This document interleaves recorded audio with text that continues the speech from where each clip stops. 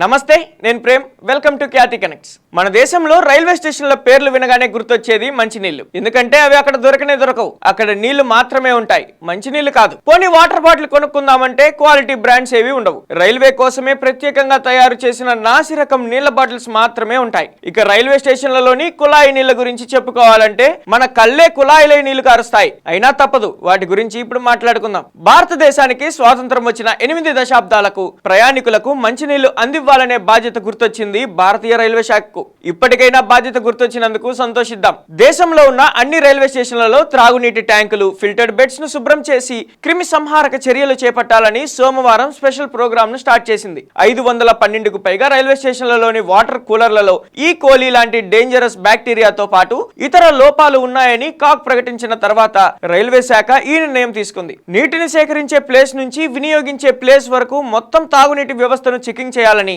Maintenance కు route map ఇవ్వాలని orders ఇచ్చింది. దీనికోసం నీటి సేకరణ కేంద్రాలు, శుద్ధి వడపోత కర్మాగారాలు, భూగర్భ ఓవర్ హెడ్ ట్యాంకులు, పీవీసీ ట్యాంకులు, కుళాయిలు, నీటి పంపిణీ ప్రదేశాల చెకింగ్ ను ఖచ్చితంగా చేయాలని 18 రైల్వే జోన్లకు ఆర్డర్ వేసింది రైల్వే శాఖ.